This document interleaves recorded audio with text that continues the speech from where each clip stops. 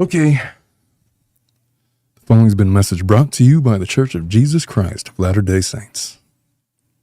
Okay. The following has been a message brought to you by the Church of Jesus Christ of Latter-day Saints. Okay.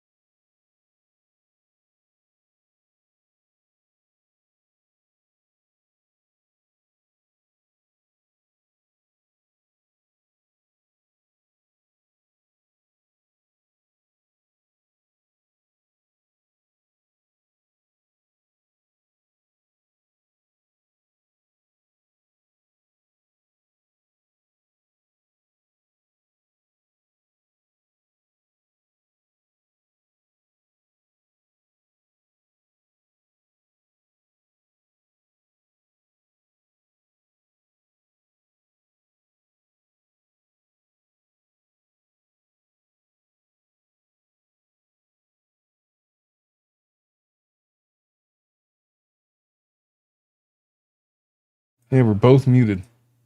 No, you have to mute her. Oh, she has to be muted? Okay. We're back, folks. Good afternoon. Welcome to the Tilted Lawyer podcast.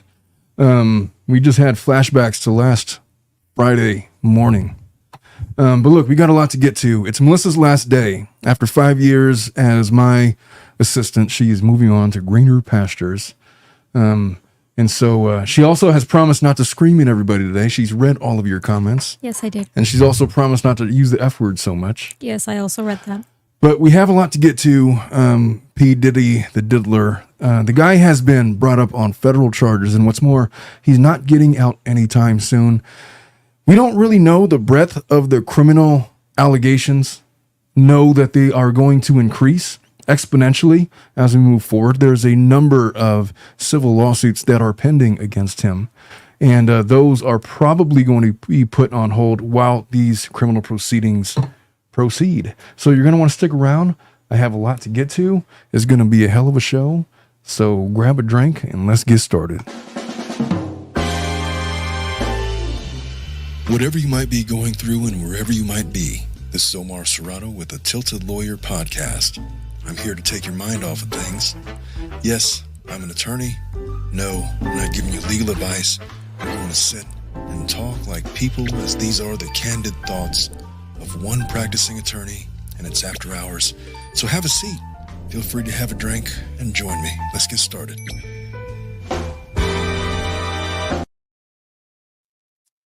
So 47 shocking allegations, from sex trafficking to racketeering, allegations of physical and emotional abuse, forced labor, obstruction of justice, flat out sexual assault, false imprisonment. There's all kinds of stuff going on. There are alleged crimes that he forced young ladies into prostitution, forced people to perform sex acts, men and women, forcibly drugged individuals. Never mind the gallons and gallons of baby oil that was uncovered in the federal raid. He had the now infamous freak-offs. There are multiple women that have, and that's nothing new, but there's multiple women that are accusing him of rape, assault, other illegal behavior, such as probably the coercive drug allegations. He's allegedly raped 2 women, Liza Gardner and Joy Dickerson Neal. That goes all the way back. That was a New York case all the way back to 1990, before Diddy was even a thing. Back then, he was just a little peon trying to get a record deal. He was cleaning toilets of record execs, trying to make his way into the industry. The other one took place around the same time in 1991. Statute of limitations be damned. They got those lawsuits, and when they lifted temporarily the statute of limitations, there's a lot of reasons why people think that happened, but because it happened, he's facing those allegations. Very famously, his ex-girlfriend, Cassie, also filed a civil suit. I have in my hands the actual complaint that she filed. I don't know if I'm going to have time to read it all along with the federal indictments, the criminal charges, but she alleged that he had physically and sexually abused her, had demanded her to hold his gun, forced her to have sex with prostitutes, became violent and jealous when she would, in his eyes, flirt with other men. And the guy was a monster for a long time. He made like this really wish-washy apology video. Did you see that, Melissa? What do you think about his apology? It's crap. Like, somebody puts a gun to your head, forces you to have sex with prostitutes, and, treats you all this way. Domestic violence, of course, I'm sure.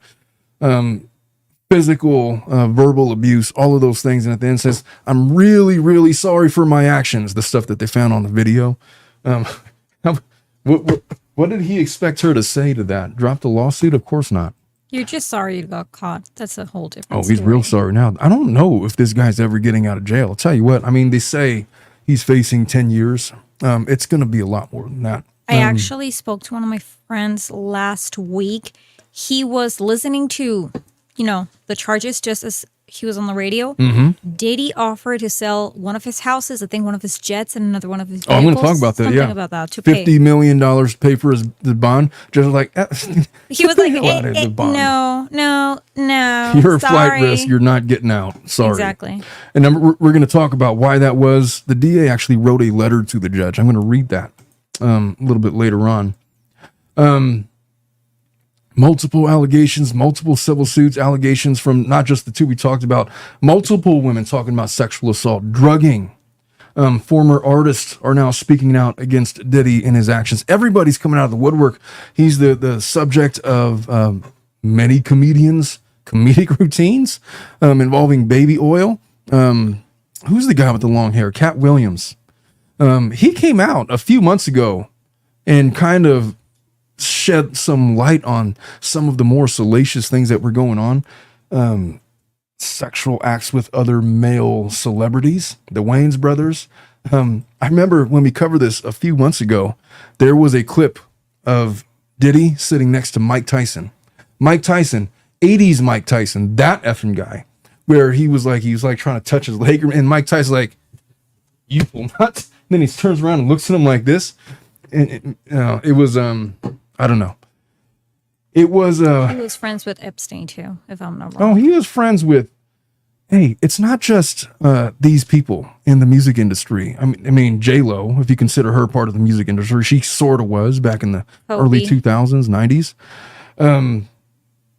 I didn't see the stuff about Kobe. What happened with Kobe? I did. What Kobe happened? was in many of his parties. Doing what, though? Like shooting hoops? Because that guy never partied at all. He was Well- always practicing. No, Kobe was in many of his parties. Many Colombian artists would also with him in his private. I think he has a private penthouse in New York, if I'm not wrong. Oh, yeah. That one. Now abandoned now, if I'm not Of mistaken. course. Right? The public opinion has started this shift against Diddy the same way that it happened with R. Kelly. Remember when all of the allegations came out with him, and there was all these skits on the Chappelle show about, kind of poking fun at all of it. And then that documentary comes out. He gives this interview to, I forget who it was, but he gave this television interview where he's crying. It's like, it's not fair. Everybody's ganging up on me. And nobody understands what I'm going through. I'm not guilty. I'm innocent. They found him guilty. He's going to spend the rest of his life in jail. And after that, all of the streaming sales, all of the music sales, everybody he was canceled. He was canceled like mid-teens, 2000s style canceled. Like, we're not listening to him anymore. And to this day, his music used to be so ubiquitous at weddings, parties. You can't have a dance party without dropping an R. Kelly song. Well, you can't now because he's been canceled. You're looking at me like I'm crazy. He wasn't even before your time. Don't tell me you don't know about R. Kelly's music. No, I know. Of course I do. It's just you said a party. So my face was like, what kind of parties were that? And then I remember you're American. So I'm like, oh, yes. I didn't have his music at my wedding. Any of them. I didn't mention wedding. You did. I'm not saying I would play R. Kelly music, but whenever you hire He a was DJ, really popular. He because was. he had like that little line dancing song, "Step in the Name of Love" or whatever. Diddy's music, he is not the musician that R. Kelly was. He was very notoriously known for being famous, for being around other people that were famous. Exactly. Artists. Somehow he became a mogul, a producer. He played the business side of it, and that's how he got famous. He's got that stupid little Gumby dance that he does. So remember, Diddy was in an episode of My Super Sweet 16. Somebody brought him to her party. That's how I actually knew who he was. Do you remember the MTV show where it was like American Idol, but you had to impress Diddy, like Diddy was the judge? Yes. And he was like, you know what you're going to do? I want you to go down the street. You're going to bring me back a sugar cookie. I want you to wash my car with a Q-tip. It's all about how much you want it. It's all about how much you're willing to put yourself out there to get to be able to succeed. And people were talking about him being weird then. I mean, not criminally weird, but it's been well known for like the last 25, 30 years that Diddy was kind of off whenever he would give like public appearances, like on the, I don't know, Arsenio Hall show, late night TV shows. He would go on European television, give interviews with them. He would just come off as a little odd, you know, not really engaging. He always had this Diddy persona. And you couldn't really tell him anything. Guy did well in business. If he wasn't a talented musician, which he was not, he was a talented businessman, and he made himself a billionaire. However, he got a little deep with all the stuff that he has gotten involved with. Never mind the civil suits. He's facing these criminal charges. By the way, I expect that these civil cases, where you're going to hear a lot more of these salacious details come out, they're not going to be heard until after the criminal proceedings are done. Because he has a right to remain silent and not incriminate himself. You don't have the same right in civil court. And so they're not going to compel him with the civil cases to give testimony directly related, because it's going to violate his Fifth Amendment rights against self-incrimination. And so therefore, they're just going to stay those proceedings until the conclusion of these criminal proceedings. So let's get into the criminal indictment. I'm going to share my screen. Hopefully I remember how to do this. Present, share. By the way, I know you guys are leaving a lot of comments. I'm really bad at getting to all of them. The best way to get me to read your comment on air is to leave me a super chat, because I will read it, because I get a ping in my ear, and then I will see. It's like, oh, well, thank you. And then I'll get to, so if you really want to participate in the show, that would be the best way to do it. I may or may not get to all of these comments while I'm, busy doing the show, but just so you know, you get my attention on all fronts when you leave super chats. And by the way, congratulations to Winks, who is a new member. She's not a new member. She was gifted a membership, I think, way back when. And her membership didn't automatically renew. So she is now re-upped. She's now an official member of the Tilted Lawyer podcast. Where did her... I can't get off of this screen. There it is. There's Winks. What's up, Brooks? Thank you so much for the two. She says, I like when Melissa uses the F word. Get her live, or let her live. Let her... She said it, not me. I don't have any problems with you using the F word, but you can't like screech it in my ear, man. It's like, Jesus Christ, you sound like a pterodactyl. You know what's funny, man? It's like, I told my wife the other day, because she was talking about, I don't know, something about dinner, and she was like getting excitable. I was like, could you stop squawking at me? I've been getting squawked at all day long because of you. I told her this. I'm just saying, I've been getting squawked at all day. You were on one last week. On last Friday's show, you were on one. You were yelling at me. About 13-year-old and a mother. Len. Oh, I get the outrage. Yes. I get the outrage. I promised I was got yourself a little excitable. Get back there again, because I was going to get mad again. I don't want to take you back there. Let's stay focused on this. Let me share with you the criminal indictment that I'm going to read. If I go to window, here it is. Share. Is that big enough on screen? Should be now. All right. So this has him on 3 counts: racketeering, conspiracy, count 1. The grand jury charges. So for decades, Sean Combs, a.k.a. Puff Daddy, a.k.a. P. Diddy, a.k.a. Diddy. By the way, you don't need all these names, man. Stick with one. Pick one and stick with it. I don't see the need for whatever. Oh, a.k.a. P.D., a.k.a. Love. Get out of here, man. Who calls P. Diddy Love? Was that ever a thing? Not that I knew Puff Daddy and P. Diddy, and that's it. The allegation is that the defendant abused, threatened, and coerced women and others around him to fulfill his sexual desires, protect his reputation, and conceal his conduct. You want to know the best way to get people to fall in line with your business deals? Get them on audio tape during a freak-off getting a blowjob from a midget, and have it recorded on all of these surveillance cameras, and say, hey, I think... Do not take that business advice, please. Diddy did. I know. He's a billionaire. You don't think that doesn't go on in other channels of life other than the entertainment industry? Man, that's like look, you cannot go to a business party and let yourself get inebriated to the point where you're having sex with midgets. in gallons of baby I oil. think Jordan Belfort would. What happened to Jordan but Belfort? That, but He went to anyways. jail. Yes, Along with all of his associates. Yes. What happened to Diddy? He went to jail. What happened to Epstein? He was murdered in jail. Right? So a lot of the way that he would get dirt on all of these people. What's funny is Epstein's dead, but he went to jail. Leslie Wexner and then the other guy, the one that was photographer, they're still out there. Well, that is another story for another day.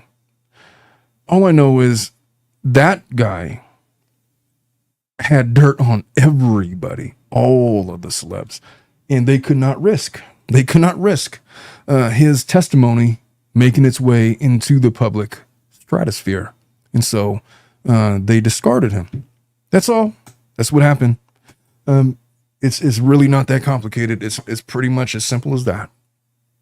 Now, Diddy, he was super weird and he did all these things, but he got people to keep his secrets through coercion.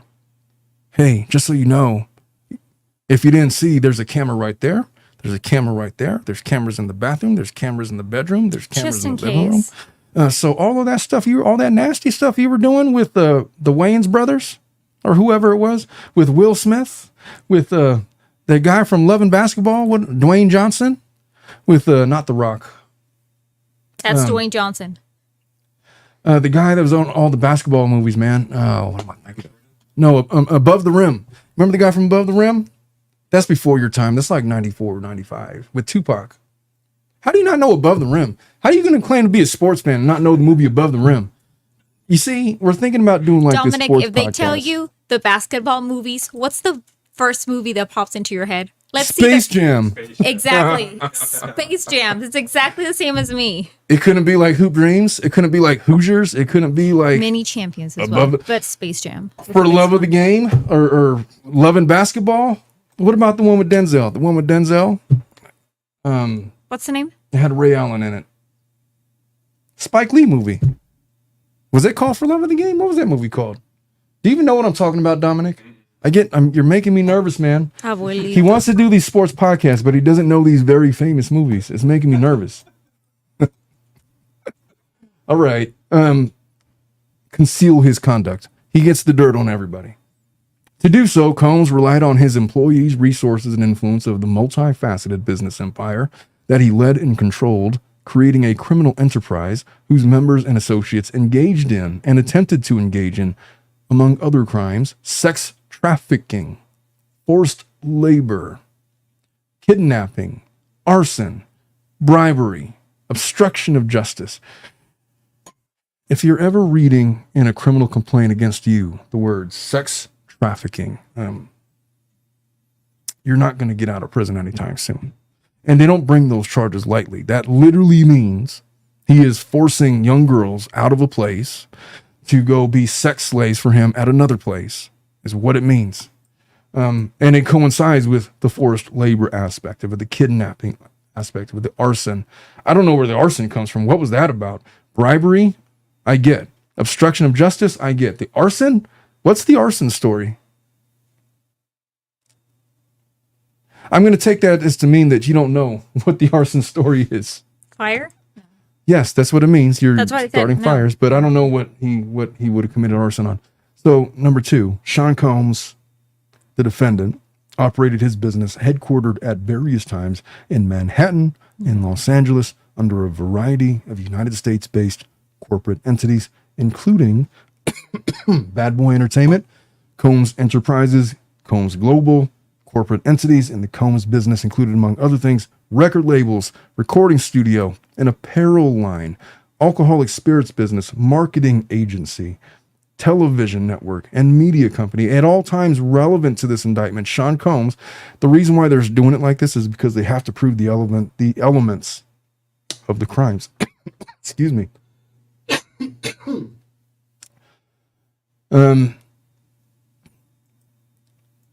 What they're doing is they're setting up the foundation for how they're going to prove that he had this business empire that was engaged in committing all of these crimes over a sustained period of time. These are RICO charges, basically. If all these get proved, these are going to be RICO charges. This abuse was at times verbal. the defendant engaged in a persistent and pervasive pattern of abuse toward women and other individuals. This abuse was at times verbal, emotional, physical, sexual. As part of his pattern of abuse, Combs manipulated women to participate in highly orchestrated performances of sexual activity with male commercial sex workers. At times, Combs and others acting at his discretion made arrangements for women and commercial sex workers to fly to Combs' location. Combs ensured participation from the women by, among other things, obtaining and distributing narcotics to them, controlling their careers, leveraging his financial support, and threatening to cut off the same, and using intimidation and violence. It's starting to sound a little bit like, who was that guy, man? The director, the really creepy guy, had the casting couch, movie mogul. What was his name? Kevin Spacey? No. Not Kevin Spacey. He was the guy, the MGM guy. He produced all these movies, Good Will Hunting, Harvey Weinstein. Well, Combs did that too. Georgina Chapman. He just did it a little bit differently. Husband of Georgina Chapman. So the physical abuse they are alleging, the defendant was recurrent and widely known on numerous occasions from at least in or about 2009 and continuing for years. Combs assaulted women by, among other things, striking, punching, dragging, throwing objects at, kicking them. These assaults were at times witnessed by others and included one instance at a Los Angeles hotel in or about March 2016, which was captured on video and later publicly reported. They're talking about Cassie, where Combs kicked, dragged, and threw a vase at a woman as she was attempting to leave, his girlfriend. When a member of the hotel security staff intervened, Combs attempted to bribe the staff member to ensure silence. I wasn't really involved to that level in those kinds of parties, but I remember those parties back in 99, 2000. Back then, and maybe still a little bit back in 2009, social media was at its infancy. If you wanted to get famous, if you wanted to get your voice out there, what, you're going to put out a MySpace video and expect anything to happen? No, we were still in the world of CDs. You just repeated something that Beyonce said exactly, almost like that in 2010. Really? Yeah, they interviewed her and they asked her, Beyonce has always been huge. Mm-hmm. They asked her what... Thank you for the reminder. Go continue. Okay, I'm going to ignore that. Tell me all about Beyonce. Okay.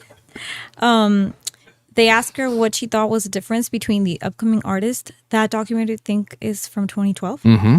And when she started. And she said, it was way harder to become an artist in my days. Yeah. Today, 2010, like I said, you just post a picture online and boom, that's it. Back then, you had to like chase producers and chase talent managers and chase all of those people right around everywhere and had them to listen to your things and like put them in a CD or a floppy disk, and then like chase people to strong lines. Exactly, do long lines for hours just to get somebody to pay attention to you. And you had to be 2 minutes of their time, and you had to be the best of the best of the best because they get candidates like you every single day. You don't. I saw so many talented people that were way better than the bullshit that was being put out back in those days. Do not insult Beyonce. Did I say anything about Beyonce? No, I'm just saying. She's a mid-level singer. Mid. She is super mid. Lávate la boca. She has good dance routines. She's an attractive lady. But her vocals were mid. Especially back then. You have no idea how many talented people out there that were way better than the artists that they were putting out there. The reason it wasn't about the talent. It might have been about the talent in the 50s and 60s, 70s maybe even in the 80s. But something in the 90s and 2000s, you leveraged that. You leveraged your position as a record producer and with the understanding that you had the ability to take somebody off the street and change their entire life for a 2-minute blowjob. You don't want to? All right. Well, lots of luck to you. For a 2-minute, okay. I'm or not whatever allowed to say bad words, so I can't say it. Whatever they're asking for. But you get what I'm saying. for here, play tennis with a midget. I keep on saying midget. I don't know why. Do dress up like a clown, dance like a chicken, like that movie, that show, The Gentleman.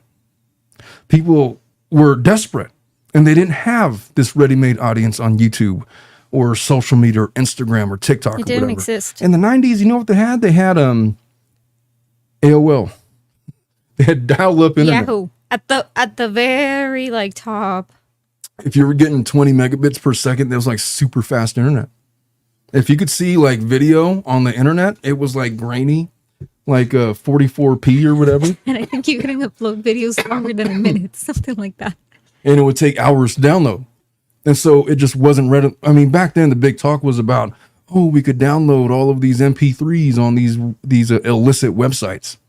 But that was for people that had already made it. There was not a mechanism for unknown talents to put themselves out there. Nowadays, it's just way different, way easier to be seen and noticed. There's a lot of kids that are millionaires because they play stupid, silly dancing videos on TikTok. There's kids that are millionaires because they're really good at Fortnite. It's another one. There's kids that are millionaires because they do slime on camera. Yeah. There's this kid that my daughter watches. Why does everything start that way? He plays with toys. My aunt said the same thing. There's this girl that my daughter watches. She makes bows. I'm like, oh my God. They buy toys and they play with them and make reviews. Kids are millionaires. College is paid for. Why was I in school? I should have been doing videos back then. Oh, it's a good thing that you were not. What kind of videos would you have done? I don't know. All right. But there's a kid playing with toys. There's a kid testing toys, doing a toy haul. How old is he? 5? This kid looks probably like 5 or 6. A 6-year-old doing a toy haul. But his parents are all in the videos. Of course they are. He's a minor. Yeah. I wonder. It's the same when Kylie started her social media content. If he's getting she able was to 13. keep all of his money is all. Anyway, so the Combs Enterprise. Here's the RICO charges. From at least in or about 2008 through on or about the date of the filing of this indictment, Combs, the defendant, and others known and unknown were members and associates of a criminal organization, the Combs Enterprise, or the Enterprise. Members and associates of the Combs Enterprise engaged in and attempted to engage in, among other activities, sex trafficking, forced labor, interstate transportation for purposes of prostitution. That's why this is a federal case. Coercion and enticement to engage in prostitution, narcotics, offenses, kidnapping, arson, bribery, and obstruction of justice. You know, it's really difficult to prosecute any singular instance of those crimes. The way you really get your hooks into somebody is by proving an ongoing criminal enterprise. RICO, if they can prove that starting over a period of time that you were committing all of these crimes and it was this organization, a criminal enterprise, oh, you were federally fucked. I just used the F word. Effed. I'm sorry, Pam. I know Pam is probably waving her finger at me like that. The Combs Enterprise, including its leadership, its members, and its associates, constituted an enterprise as defined by Title 18, United States Code, Section 1961-4. That is a group of individuals associated, in fact, not a legal entity. The Combs Enterprise consisted of Combs, the defendant, entities within the Combs business, including but not limited to Bad Boy Entertainment. Ooh. Oh. Bad Boy Entertainment. This trial, if this goes to trial, this is going to be wild. It is going to be wild. Just by naming Bad Boy Entertainment, you realize what that means? Anybody that was ever an employee ever, well, Diddy was over there, which is pretty much from the beginning, is going to be subject to indictment themselves. That's why they said that Jay-Z was going to get involved, both Jay-Z and Beyonce. I think he had a share. Jay-Z is in a lot of trouble, man. Jennifer Lopez is in a lot of trouble. Whoever was associated, whoever was friends with, whoever received a penny from Bad Boy Entertainment is in a lot of trouble. Yes. potentially. So basically the entire Hollywood. No. Specifically Bad Boy Entertainment. Not all of Hollywood. Entire Hollywood. Combs Enterprises, Combs Global, individuals employed by and associated with the Combs business, and others known and unknown. Entire The Combs- Hollywood. My God. There it is. There it is. I don't think Brad Pitt was associated with Neo, Usher, Justin Bieber. I can keep them. You want to get naming. Marilyn Streep in there? Do you even know who that is? Meryl Streep? Marilyn. You said Marilyn. I did say Marilyn. I meant you know what it meant. Of course I know who she is. Who doesn't? You know who might have been associated? I think that didn't she Martha Stewart do a video with I knew you were going to mention her. Why did you know that? Martha Stewart is from your generation. Why is she from my generation? Wasn't her peak like in the 80s and 90s? Yeah. Mm-hmm. But she's more famous for getting put away for insider trading. You don't really think of her the same way you do, say, Julia Child. At least I don't anyway. Anyway, so the Combs Enterprise consisted of an ongoing organization whose members functioned as a continuing unit for a common purpose of achieving the objectives of the Combs Enterprise. The Combs Enterprise was engaged in and its activities affected interstate and foreign commerce. The Combs Enterprise operated in Southern District of New York and elsewhere. At all times relevant to this indictment, Sean Combs, the defendant, was the leader of the enterprise. Sean Combs, the defendant, and others known and unknown participated in unlawful and other activities related to the conduct of the Combs Enterprise affairs. These individuals included certain Combs business employees, blah, blah, blah. Okay, so the purpose of the enterprise was operating a global business in the media, entertainment, and lifestyle industries, including, among other things, record labels, a recording studio, an apparel line, alcoholic spirits businesses. They're going to list all of the things that they were doing. I think that most people are familiar with Bad Boy Entertainment. I'm more interested in the means and methods of the enterprise. So among the means and methods by which Combs, the defendant, and other members and associates of the Combs Enterprise conducted and participated in the conduct of the affairs in the Combs Enterprise include the following. Combs and other members and associates of the Combs Enterprise wielded the power and prestige of Combs' role at the Combs business to intimidate, threaten, and lure female victims into Combs' orbit, often under the pretense of a romantic relationship. Combs would then use force, threats of force, coercion to cause victims to engage in extended sex acts with male commercial sex workers. What does that mean? Commercial sex workers. That was a question. Prostitutes? I don't think that, would you label prostitutes commercial? I could label them as entrepreneurs, but I mean. But that wouldn't be commercial. Well, it doesn't matter. Porn stars, maybe. Freak-offs. So freak-offs were elaborate and produced sex performances that Combs arranged, directed, masturbated during, and often electronically recorded. In arranging these freak-offs, Combs, with the assistance of members and associates of the Combs Enterprise, transported and caused to be transported commercial sex workers across state lines and internationally. They're definitely talking about prostitutes. Freak-offs occurred regularly, sometimes lasted multiple days, and often involved multiple commercial sex workers. During freak-offs, Combs distributed a variety of controlled substance to victims, in part to keep the victims obedient and compliant, sometimes unbeknownst to the victims. Combs kept videos he filmed of victims engaging in sex acts with commercial sex workers. After freak-offs, Combs and the victims typically received IV fluids to recover from the physical exertion and drug use. That is crazy. That is crazy.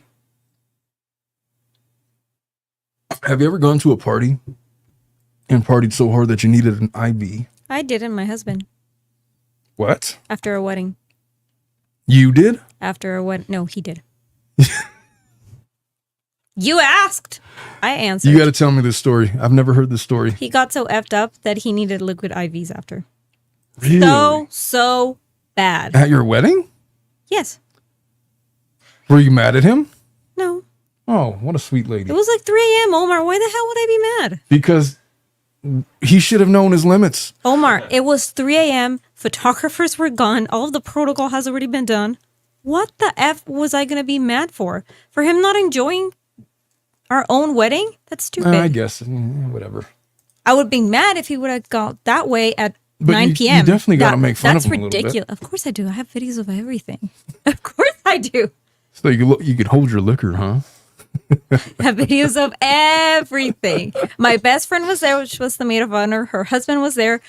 His best man and one of his groomsmen had to like help him get him upstairs to the room because he was so effed up that he couldn't even walk.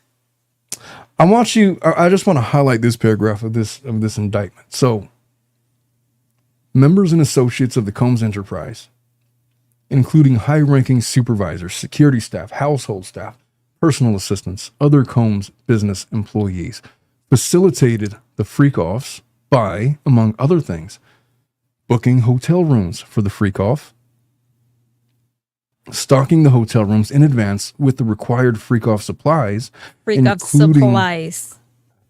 controlled substances, baby oil, lubricants, extra linens. Now, every time I'm going to do a party, I'm going to say, I'm going to stuff my house up with freak-off supplies.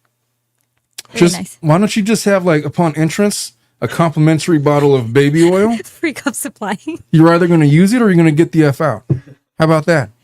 Baby oil. That's basically what a freak-off is. Baby oil. Yeah. Extra linens. I don't know, personally, if you're going to use that much oil, what's the purpose of the linens, man? You might as well just get on those, like, rubber mattresses. You know? I mean, isn't that more efficient? Like, what? I mean, you slip and slide, I guess. What's with the linens? That's just making a mess.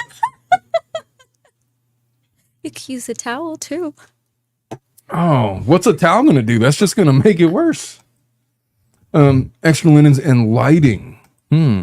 Cleaning the hotel rooms after the freak-offs to try to mitigate room damage. Arranging for travel for victims. Damage. Yeah. Yeah. Well, I could imagine what the bills were. Commercial sex workers and The Combs. memes that are going to come out of this are going to be insane. Oh, it's already started. We got a good year or two of material. Resupplying Combs with requested supplies, delivering large sums of cash to Combs to pay the commercial sex workers, scheduling the delivery of IV fluids in or about March 24. During searches of Combs' residences in Miami, Florida, Los Angeles, law enforcement seized various freak-off supplies, including narcotics and more than 1,000 bottles of baby oil and lubricants. I gotta say, man, I feel like baby oil as a lubricant That's what I was going to say, but you said it, so is amateurish. I don't know about that. That's like a 12-year-old's idea of, I don't know, because they watch the music, I guess because they watch the music videos, but it's not a very good lubricant. But I don't know. 1,000 bottles, I feel like you don't need. Omar, we don't know this weird and disgusting people's sexual desires and arousals. So. Yeah, you do. You've seen the videos. They dump that shit over the ladies. No, you know what? Like it's ketchup. No, I haven't seen the videos, but thank you for illustrating me. Tell me that you haven't seen a rap video within the last 25 years. Oh, no. Wait, you're actually absolutely right. Actually, yeah. You're I'm right. assuming You're right. that's what they were doing with the bottles of. Exactly. That's what we're assuming. Let's just say they weren't using it to moisturize. They were using it to take a bath. No, Maddie. To douse them. To moisturize. I don't think they were using it as a lubricant. For the glisten, I guess, for the shine. Well, whatever. So Combs subjected victims to physical, emotional, verbal abuse to cause the victims to engage in freak-offs. Combs maintained control over his victims through, among other things, physical violence, promises of career opportunities, granting and threatening to withhold financial support, and by other coercive means, including trafficking their whereabouts or tracking their whereabouts, dictating the victim's appearance, monitoring their medical records. That's interesting. controlling their housing, and supplying them with controlled substances. He was tampering with their During medical records? and separate from freak-offs, Combs among, I guess, to gauge their STDs, safety for the patrons. I'm assuming that's what it would be for. During and separate from freak-offs, Combs, among other things, hit, kicked, threw objects at, dragged victims, at times by their hair. That's what I was going to say. I think his wife mentioned something like that. These assaults often resulted in injuries that took days or weeks to heal. Combs also threatened victims' careers and livelihoods, including if they resisted participating in freak-offs. Victims believed they could not refuse Combs' demands without risking their financial or job security without repercussions in the form of physical or emotional abuse. Combs also used the sensitive, embarrassing, and incriminating recordings that he made during freak-offs as collateral to ensure the continued obedience and silence of the victims. Knowing all of that, and you wouldn't have any way to have known about that if you were like a rookie in the industry. Imagine being invited to a Combs party like that. And let's just say it was back in like 2003. Let's just say. And you believed in your heart of hearts that you had this special gift because he sung in the church choir and everybody has remarked on your beautiful voice. You're the most beautiful tenor that we've ever heard. You're going places. Your voice should be on display for all of the world to see. And you're over there singing Amazing Grace and all of these church hymns and His Eye is on the Sparrow and all of these songs and all of this loving attention being heaped upon you. And then you find yourself at the entrance of a Combs freak-off. And then it's like, here's a couple babies of baby oil. You're going to disrobe. You're going to this. You're going to eat this mushroom. You're going to snort this line. And you're going to get your ass in the tub or get the F out. And you were lured there because you thought you were going to get 30 seconds with Combs. It And just maybe reminded me of Holly's and Bridget's podcast. Who's that? The girls next door. The ones who used to date Hef. Playboy Mansion. Not a podcast I would voluntarily listen to. Nothing against them. I'm sure they got more followers than us. I'm just saying I would not have a reason to listen to that podcast. So enlighten me. What did they say? They were the original girls next door. Like when the show started. Okay. In the 2000s. Okay. Yeah, Holly, Bridget, and Kendra. Kendra did not participate. She just stood out. But they talked about it and they said that for you to be one of Hef's official girlfriends, you had to like get in a tub with him. Something like that. Something like you just said. You know, that might have been cool like when he was like in his 40s or 50s. But when he gets was like 80. I was going to say like once he like starts pushing 80, 90, like how gross I still would that remember, have been? up to this day, I think it was because my mom did not know English and that's why she allowed me to watch that. But I was 14 watching and TV. Well, you're in high school. 25-year-old girls with an 80-year-old grandpa. Yeah, I'm not going impressed. to Vegas and doing all this crap. I've watched Euphoria. I know what high school is like nowadays. Stop it with the Euphoria, please. That show was ridiculous. Jesus Christ. Was high school a different place when I went there back in 1998? It comes from the perspective of an opioid addict, which is actually... From the perspective of what? Rue, which is the person that's telling the story in Euphoria. Oh, I watched them. I watched the show. Okay, so the producer of Euphoria in real life Is a guy. is Rue. Oh, I've heard that story. Rue's like the main Rue is character. Zendaya. The which is- protagonist. exactly. So in real life, the producer of the original Euphoria, because He was telling his story. through the American eyes of a young Euphoria, girl. American Euphoria, which is the one where Zendaya is a remake of the original one. The original producer. Never mind me with my headphones. Continue your story. Okay, the original producer, I think he's from Israel. He's telling his story. Hold on. I got to acknowledge what you just said. This happens every time. As soon as I fix my headphones. Okay. Say that again. What was he? What was he? The producer of Okay, Euphoria? where did you? Where, No, tell me what you were just saying. The producer of Okay, Euphoria is so- telling through the eyes of the So the character. Rue. American Euphoria, which is the one we've seen, that's not the original one. That's the American version of the original one, which is from Israel. The producer is telling his story. He was an opioid addict, which is Rue. The more you know. Imagination. SpongeBob. Jesus Christ, Melissa. Oh, I didn't know that. You said Euphoria, so it was like, I mean, it's a story told by the eyes of an addict. But Jesus Christ, with that show. All right. Let me continue. How much longer is this thing? I wanted to get to the other thing. All right. We should get to the fact that he raped Justin Bieber. Oh, that's gosh, that poor kid. Let's talk about him for a minute. It was weird. I remember when Bieber just came out. It was weird to me. I mean, when did it first come out? Like what, 2000? 2009, 2010. I was 16. I still remember. He had the hair, right? Like the bowl haircut and stuff. Mm-hmm. Yeah, that kid was... He was 13. Freaking weird. Like you could just tell that there was something off. Like not that it was off with him, but like it just felt like that kid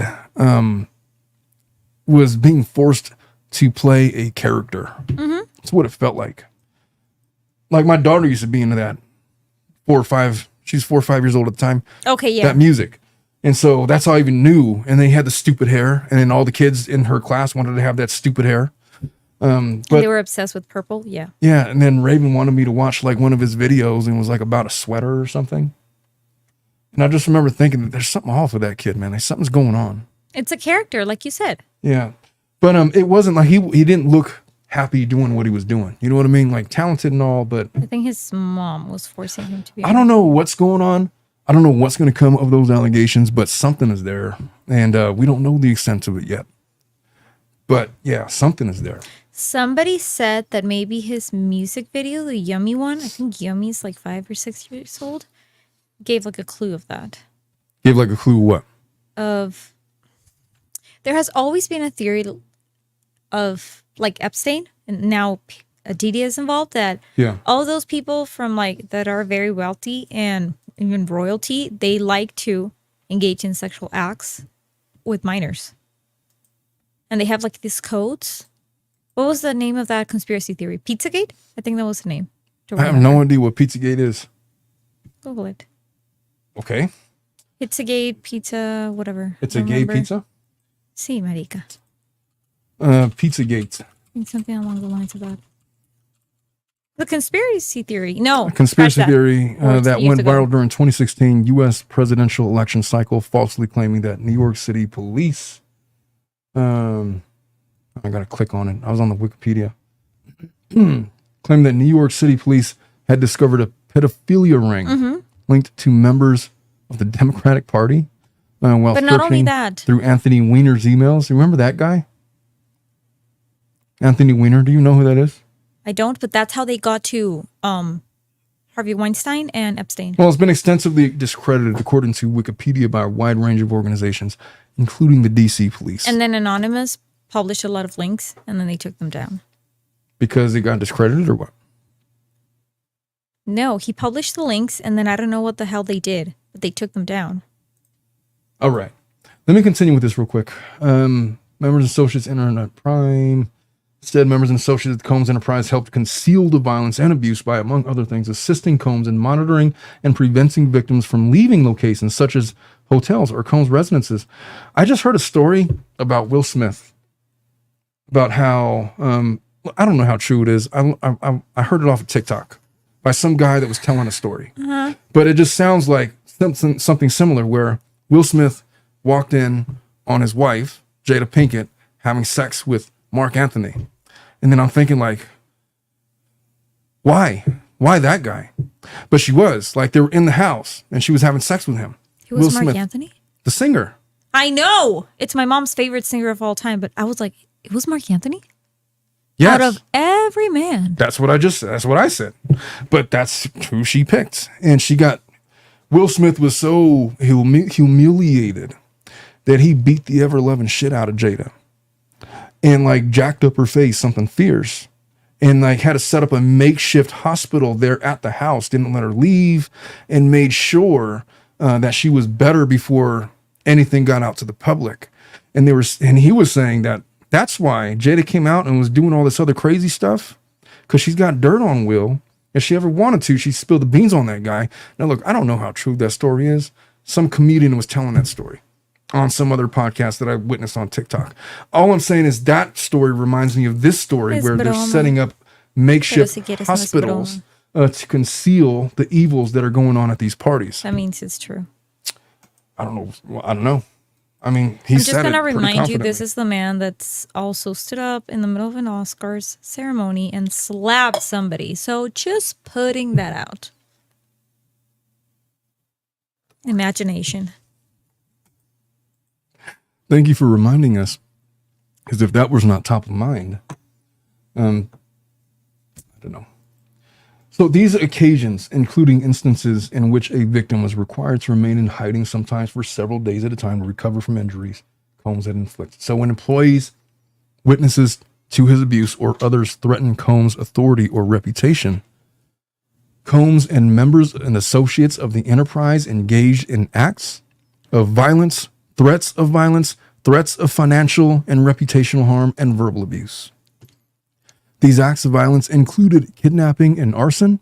In addition, on multiple occasions, Combs threw both objects and people, as well as hit, dragged, choked, and shoved others. When I hear stories like that, I always wonder, who was like the one brave soul that took a swing at Diddy when all that was going on? There had to have been somebody who was like, yeah, you're not going to drag me like that. No, I'm not taking your stupid drugs. Like popped him in the nose or took a swing. I'd imagine he would probably had like all of his bodyguards there and like made an example. There's got to be a reason why that little ass dude is getting impunity to do these things to other folks. What do you think about that? You got a super chat? Oh, you heard the sound too? Yeah. I got to get back into my screen. Where did everything go? Why do I got so many windows open? How do I get rid of some of this shit? Close them out. Okay. Let me situate. How did all this happen?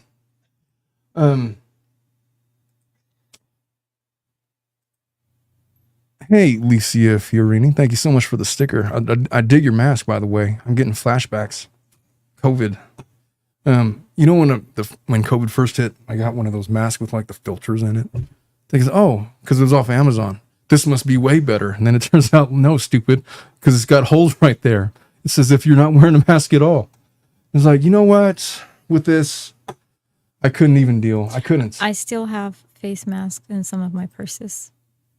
Can we see Dominic? Who wants to see Dominic? Dominic is shy. Dominic would be like, it was cold, I swear. Oh, no. Oh, leave Dominic alone, man. Where was I? Okay. When Combs' authority or reputation was threatened by the possibility of negative publicity or legal or law enforcement action against him, including in or about late 2023, including public allegations of Combs' crimes, Combs and members and associates of the enterprise pressured witnesses and victims, including attempted bribery, to stay silent and not report on what they experienced or knew to law enforcement. On phone calls, Combs and other members and associates of the enterprise, among other things, provided these victims and witnesses with false narrative of events in an effort to conceal crimes. The racketeering conspiracy. So from at least in or about 2008 through on or about the date of the filing of this indictment in the Southern District of New York and elsewhere, Sean Combs, the defendant, and others known and unknown, being persons employed by the associated with the Combs enterprise described in paragraphs 6 through 12 of this indictment, an enterprise engaged in and the activities of which affected interstate and foreign commerce, knowingly combined, conspired, confederated. I've never seen that word before. Confederated. That's taking a blast from the past. And agreed together with each other to violate the racketeering laws of the United States, to wit, Title 18 of the same code we've been talking about this whole time. They're talking about multiple acts of kidnapping, chargeable under California Penal Code 207, 21A, 664, 31, 182. Multiple acts involving arson, chargeable under 451, 21A, 664, 31, 182.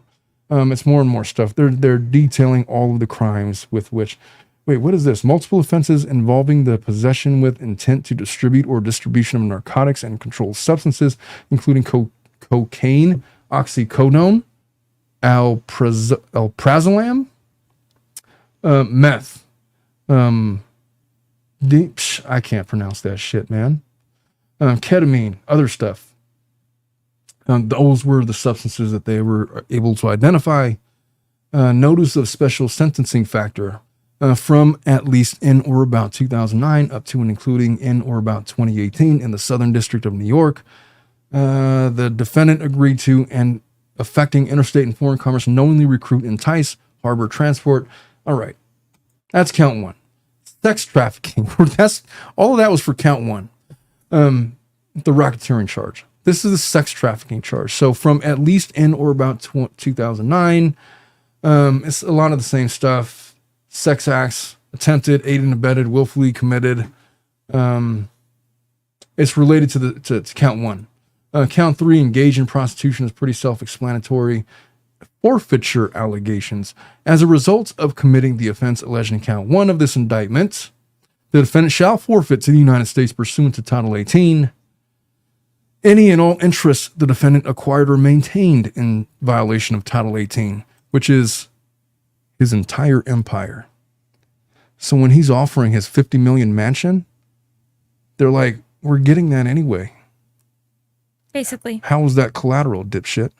You got something better? You got something that you obtained while not in the process of illicit money, running this illegal enterprise? They're getting all that shit anyway. So as a result of committing the offense alleged in count two of his indictment, and they're, basically what they're saying in so many words is he is federally effed. Dude's never getting out of prison, man. They had him on suicide watch. There's a reason why the guy wanted, tried with all of his might to keep himself out of jail. Ah, shit, I done just closed the whole thing, didn't I? That's all right. I just wanted to pull up let me get out of this real quick. I wanted to, the detention memo, that's what I wanted. Here we go. Let me share my screen so you all can read the DA's position on all of this. The real, get rid of that. Get rid of this. Oh, that's the thing you had me look up. All right.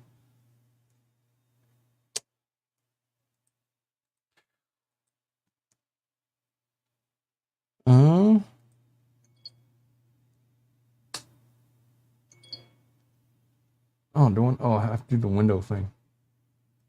Here we go. Let me share this with you. So this is basically the state's attorney memo to the judge about why we can't allow this guy to have bail. This is what they say. So Sean Combs, taken into custody this morning after a grand jury sitting in this district returned a 3-count indictment charging him with crimes related to his decades-long pattern of physical and sexual violence against multiple victims and his use of force, threats, and coercion to enact his will, protect his reputation, and fulfill his sexual desires. The government respectfully submits this letter in anticipation of the defendant's appearance before this court later today, and in support of the government's request for the defendant's detention pending trial, as set forth below. There is no condition or combination of conditions that will reasonably ensure the appearance of the defendant as required and the safety of others and the community, not to mention the integrity of the proceedings. As reflected by the gravity of the charges of the indictment, the defendant is dangerous, poses an ongoing threat to the safety of the community. If released, he remains a serious risk of flight, despite the conditions offered by his counsel. Most glaringly, the defendant also poses a significant risk of obstructing justice. Indeed, and as set forth below, during the course of the charged conduct, the defendant has attempted to bribe security staff and threatened and interfered with witnesses to his criminal conduct. He has already tried to obstruct the government's investigation of this case, repeatedly contacting victims and witnesses and feeding them with false narratives of events. This guy is so effed. For them to even know that, they knew that he was going to do that. They knew that. And they, I promise you, got a hold of those witnesses before it even happened and said, look, we know that he's going to try. If you take that money, you're a fool. We'll throw you in jail forever. Cooperate and we'll make sure that your name stays out of it. And remember, everybody in Bad Boy Entertainment is liable criminally for this case. Yep. You know, this reminds me, there's this episode of The Twilight Zone, way before your time. It's before my time. I think the episode came out in the 50s. Twilight Zone. There was this guy, and he was given everything his heart desired. He was in Vegas, and it was like, every time you win, every time you gamble, you're going to win. Any woman that you talk to, she's going to succumb to your advances.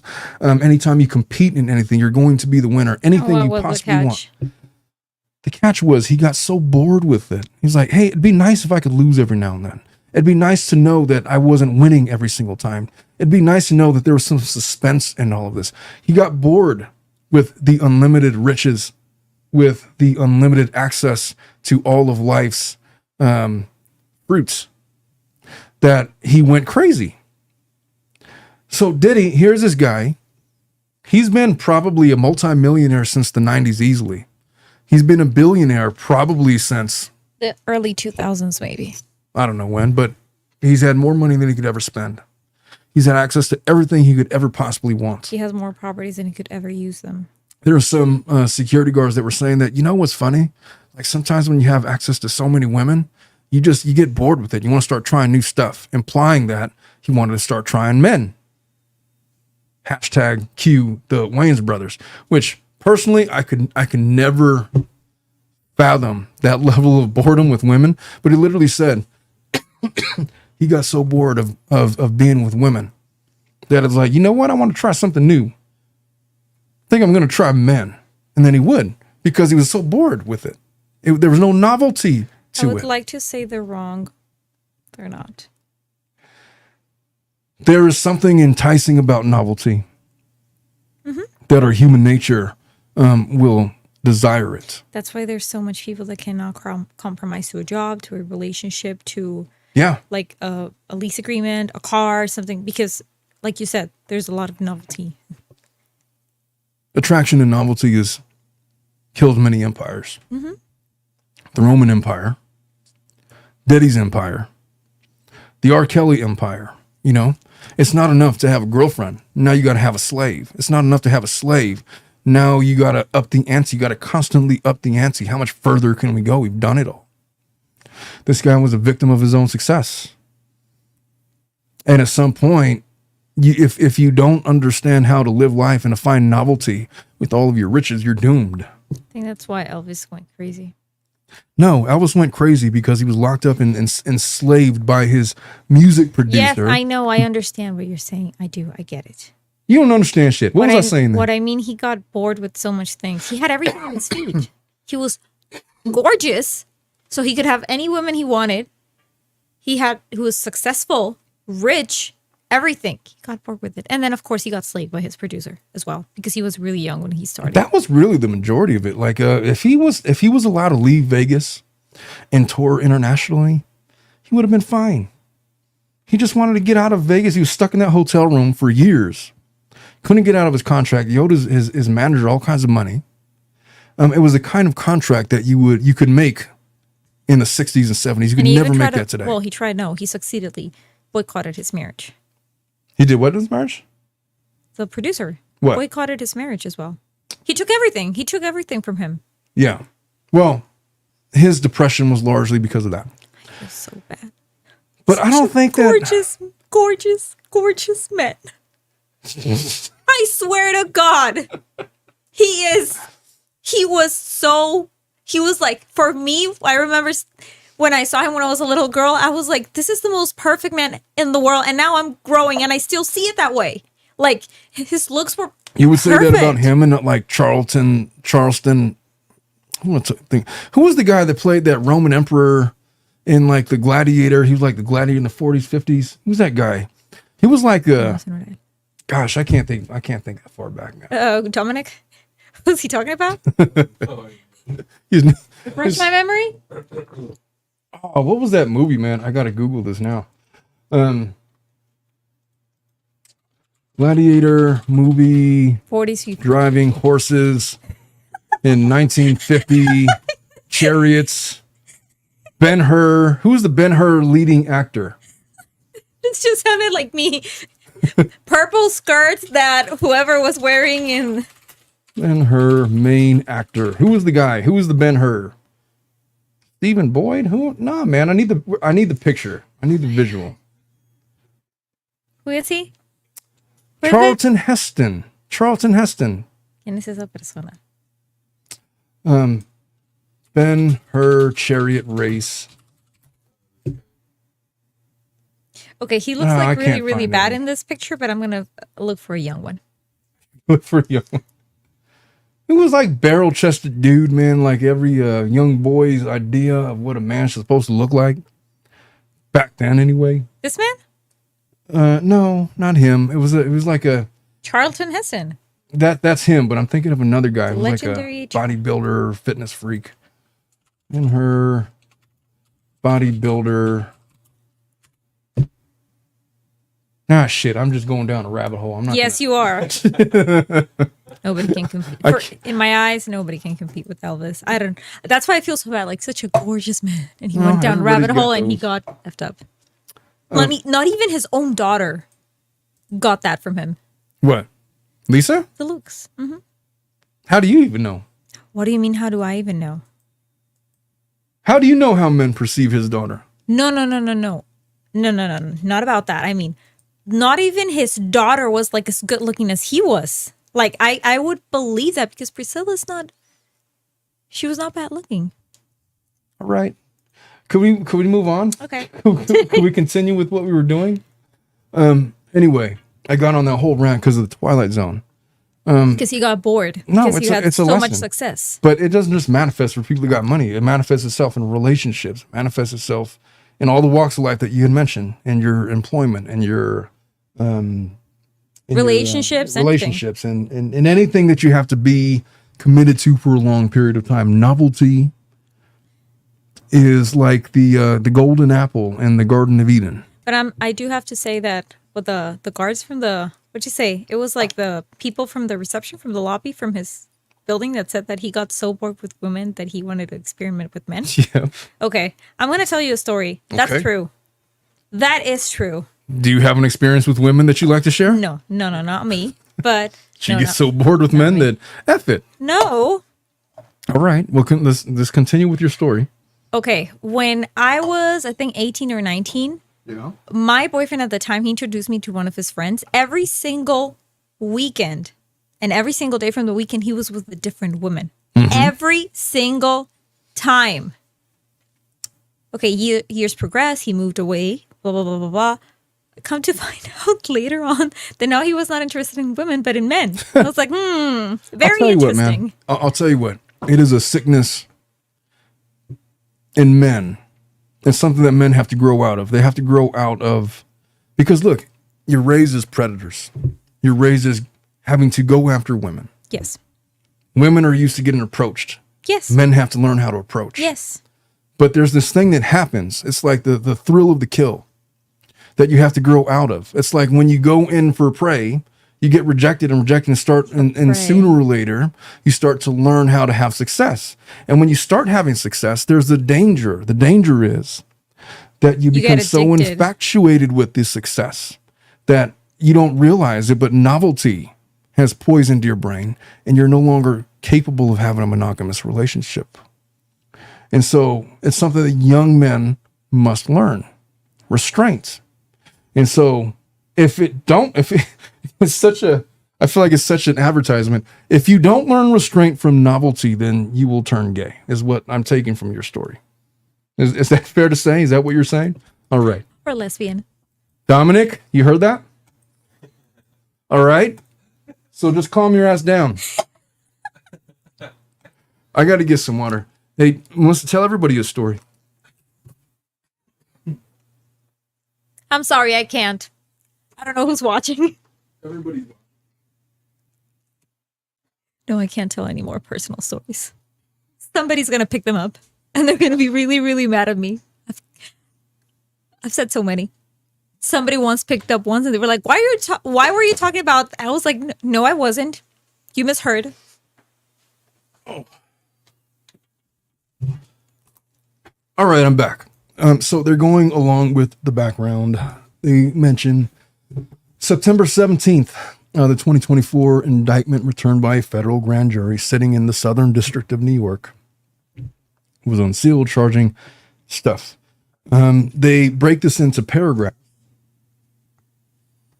Combs' use of violence, threats and coercion, sex trafficking and abuse. They go into all the stuff that we had talked about.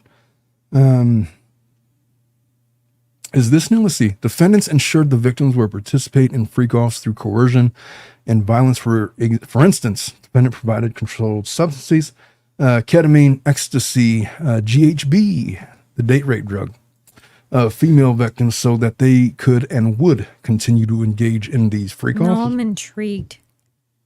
About what? ¿Quién fue el sapo? Huh? Who's the snitch? Like a rat? I'm really intrigued. Like, who snitched on him? There's like 13 different civil complaints. What do you mean who snitched? Everybody snitched. Everybody snitched. There has to be an initial snitch to detaunt the other snitches. The 1991? Okay. Just all you gotta do is put them on a timeline. There's not one snitch. Everybody's starting to come out. Everybody There's became always the emboldened. original snitch. I don't know who the original snitch was, but That's what I'm curious for to all know. of the thousands of people that have rolled through But these he's not going to freak-offs. come out. Or he or she is not. They are not going to come out until like 10 years from now. What are you talking about? The original snitch? The person who originally snitched Oh, they're going on to come out Diddy? during this trial. You don't think that they will? I don't think so. Well, I don't know if we'll ever know who the original snitch was. We will. I do believe we will, but in like 10 years. Something like that. Why that long? Because they may potentially be in danger. They don't want to risk their lives. Meh. As soon as Diddy finds out who snitched on him originally. Yeah, but this isn't Breaking Bad. You can't kill all the witnesses in 2 minutes as they're sitting in a maximum security prison. I'm not saying that, but you. So I mean, I get what you're the saying. The act but of no. trying to intimidate witnesses is not doing Diddy any good at this point. They're all over that. There is no scenario where he's going to effectively intimidate any singular witness. I just doubt it, because there's like dozens of them.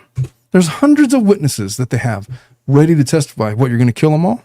You're going to threaten them all? throw them in He's the pool of already venom. tried and failed, and now he's in jail. So while he was out, he had opportunity to do that and do what he was going to do. Didn't work out. Now he's in jail and he's not getting out. Who is he intimidating? They're taking all of his assets. Every dollar he earned from Bad Boy Entertainment, if they could find that dollar was earned during the criminal enterprise timeline, they're taking it. He is broke. He's going to be asking for to put money on his kiosk so he could afford ramen noodles. He's done. Finished. Anyway, he's not going to get His out of assets jail are seized. anytime, yeah. They are frozen. Does he have kids? I don't think so. Yeah, well, he's got kids. He's got Oh, kids. no, wait. Yeah, he was married. That's true. Oh, all right. Additionally, during both freak-offs and separate from freak-offs, the defendant subjected female victims to physical, emotional, verbal abuse, in parts to cause them to engage in freak-offs. The defendant hit, kicked through objects. We read all this stuff in the criminal indictment. One incident of physical abuse occurred when a female victim was attempting to leave the motel following a March 16 freak-off. This abuse was captured on surveillance. That's Cassie. That's part of another civil lawsuit that I have, but I'm not going to read it because we're running out of time. And her name was Cassie. Yeah. That was her name. What? Okay. What does that mean? Nothing. What was that face for? Nothing. What did you make the big deal about that for? I didn't. I just said her name was Cassie. Is there something like I don't get it. Like, why did you have to reaffirm? I never said anything. Okay. Defendant also coerced victims into participating in freak-offs by controlling their careers, finances. Same stuff, the same stuff. Firearms, they seized a number of firearms, and they have pictures of it here in this indictment. Loaded. Serial numbers, some of which were stored in gun safes, were recovered from the defendant's residences. Although these particular guns, both the legal and illegal firearms, were seized, their presence in the defendant's homes demonstrates that the defendant has access to and surrounds himself with both guns and ammunition. Yeah, it's bad. Going back to what I was saying. Throughout the time period charged in the indictment, when the defendant faced the possibility that his violent and criminal conduct could become public, the defendant and other members and associates of the enterprise pressured witnesses and victims not to report what they saw or heard to law enforcement or to otherwise conceal the criminal conduct. For example, and as noted above, in March 2016, the defendant was captured on video surveillance striking, kicking, dragging a woman in the public area of a hotel in an apparent attempt to prevent her from leaving a freak-off. When a member of hotel security staff intervened, the defendant attempted to offer the hotel security officer a stack of cash to ensure silence. After the security guard refused the defendant's bribe, and after coordination between the defendant and his employees, the defendant's staff contacted other members of hotel security. At the same time, staff members were in close communication with the victim of the assault as well. Within days of the incident, the surveillance video disappeared from the hotel server. How about that? Similarly, throughout the time period charged in the indictment, members and associates of the enterprise have reached out to multiple victims on behalf of the defendant to convince them not to report the defendant's abuse, most recently in late 2023, immediately following public allegations of certain of the defendant's crimes, including his physical and sexual abuse. And it goes on and on. The government's investigation is ongoing, and now they're citing law. They're making arguments about obstruction of justice, Bail Reform Act, and basically arguing to the judge that he's a dangerous person, a danger to the society. He's a flight risk. There's no amount of supervision that they can conduct that's going to guarantee the public safety. They're calling them dangerous. They are continuing with obstruction. They basically have this guy pinned down, locked down. So when he offered their $50 million residence, I got to imagine that one of the factors that the judge considered was if that was the subject of purchase through the criminal enterprise, Bad Boy Entertainment, which is, as far as I'm aware, his main source of income, then it would have been worthless anyway, because they're going to be seizing that if he's convicted on these charges. And so, but aside from that, it was collateral. You have to consider it as an asset. Aside from whether or not it's been seized, it's still a valuable asset. So even in light of all of that, they see all of these things. Imagine if they would have given him bail. So you have all of these charges, and I know we're talking about basically three criminal charges, but all of these different crimes spanning 33 years, 34 years. Imagine had they given him bail, what do you think the public perception would have been? Not very good. So you can buy your way out of justice. And I promise you that was part of the judge's decision to deny him bail. So here we are. Those are the charges against Diddy right now. I'm not going to get into some of the civil suits because we're not going to hear about them probably until after they do the criminal trial. I don't think that this is going to be a plea bargain deal. I think this is going to go to trial. There's nothing in that. I mean, what are they going to offer him? I have no idea. I'd be shocked if he took a plea deal regarding these charges in this case. So we'll see. We'll see what happens. Those are the charges. It's a lot. For me to get through all of the breadth of the crimes that are being alleged against him, spanning 34 years, I could be here for months. All I'm going to say is that he is in trouble. He's like in real trouble. Like those charges are about as serious as it gets without having murdered somebody. And from what I'm hearing, there's like 9 separate alleged murders that have been unofficially alleged as the result of Diddy's actions. All that to say is, look, there's 3 counts right now, but you should expect in the coming weeks and months those charges to grow exponentially, approaching a possible trial in this case. That's all I got to say about Diddy for now. He's in trouble, man.